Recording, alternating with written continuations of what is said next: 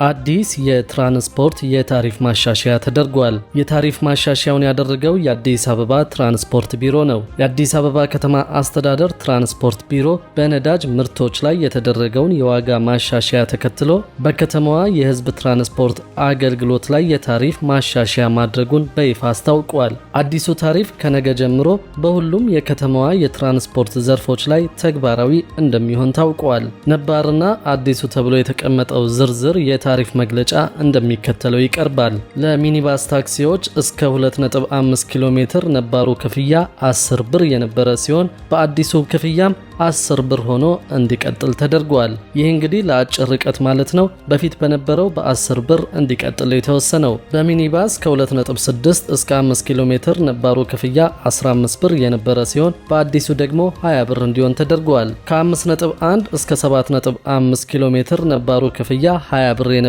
ሲሆን አዲሱ ታሪፍ ደግሞ 25 ብር እንዲሆን ተወስኗል። ከ7.6 እስከ 10 ኪሎ ሜትር ነባር ክፍያ 25 ብር፣ አዲሱ ደግሞ 35 ብር ሆኗል። ከ10.1 እስከ 12.5 ኪሎ ሜትር ነባሩ ክፍያ 30 ብር የነበረ ሲሆን በአዲሱ ታሪፍ ደግሞ 40 ብር እንዲሆን ቢሮ አሳስበዋል። ከ12.6 እስከ 15 ኪሎ ሜትር ነባሩ ክፍያ 35 ብር የነበረ ሲሆን በአዲሱ ክፍያ ደግሞ 45 ብር እንዲሆን ነው ቢሮ ውሳኔ ያሳለፈው። 40 ብር የነበረው ከ15.1 እስከ 17.5 ኪሎ ሜትር ክፍያ ደግሞ በአዲሱ ታሪፍ 50 ብር እንዲሆን ተወስኗል። ከ17.6 እስከ 20 ኪሎ ሜትር ነባሩ ክፍያ 45 ብር የነበረ ሲሆን አዲስ በወጣው የታሪፍ ማሻሻያ ደግሞ 55 ብር እንዲሆን ተወስኗል። እስካሁን ያነሳነው የአነስተኛዎቹ የሚኒባስ ክፍያዎችን የሚመለከት ሲሆን ቀጥለን ደግሞ የሚዲባስ ወይም ደግሞ የሃይገር እና ቅጥቅጥ ታሪፎችን ዋጋ በዝርዝር እንመለከታለን። እስከ 8 ኪሎ ሜትር ነባሩ ክፍያ 10 ብር የነበረ ሲሆን በአዲሱ ታሪፍ 15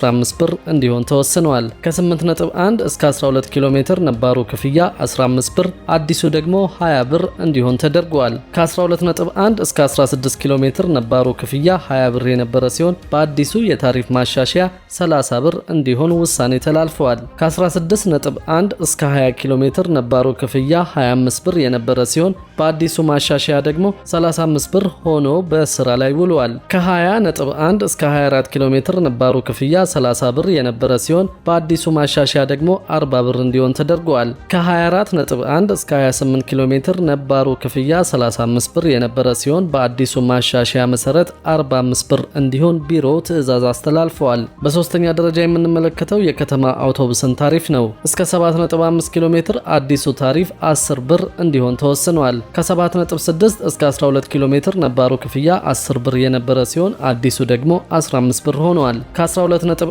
እስከ 17 ኪሎ ሜትር ነባሩ ክፍያ 20 ብር የነበረ ሲሆን አዲሱ ደግሞ 25 ብር ተደርጓል። ከ17.1 እስከ 23 ኪሎ ሜትር ነባሩ ክፍያ 20 ብር የነበረ ሲሆን በአዲሱ የታሪፍ ማሻሻያ 30 ብር ተደርጓል። ከ25.1 እስከ 30 ኪሎ ሜትር ነባሩ ክፍያ 30 ብር የነበረ ሲሆን አዲሱ ክፍያ ደግሞ 40 ብር እንዲሆን ነው የተደረገው። ከ30.1 እስከ 45 ኪሎ ሜትር ነባሩ ክፍያ 40 ብር፣ አዲሱ ክፍያ ደግሞ 60 ብር ተደርጓል። ከ40.1 እስከ 50 ኪሎ ሜትር ነባሩ ክፍያ 50 ብር የነበረ ሲሆን አዲሱ ክፍያ ደግሞ 70 ብር እንዲሆን ውሳኔ ተላልፈዋል። የአዲስ አበባ ከተማ አስተዳደር ትራንስፖርት ቢሮ አገልግሎት ሰጪዎች በተቀመጠው ሕጋዊ ታሪፍ ብቻ እንዲያገለግሉ ማሳሰቢያ ሰጥቷል። ከተቀመጠው ተመን በላይ የሚያስከፍሉ ወይም እንግልት የሚፈጥሩ አሽከርካሪዎች ካጋጠሙ ህብረተሰቡ ጥቆማ እንዲሰጥም ጠይቀዋል። በነፃ ስልክ መስመር 9417 በመደወል ወይም ደግሞ በአቅራቢያ በሚገኙ የትራንስፖርት ቅርንጫፍ ጽሕፈት ቤቶች በመገኘት የመኪናውን ሰሌዳ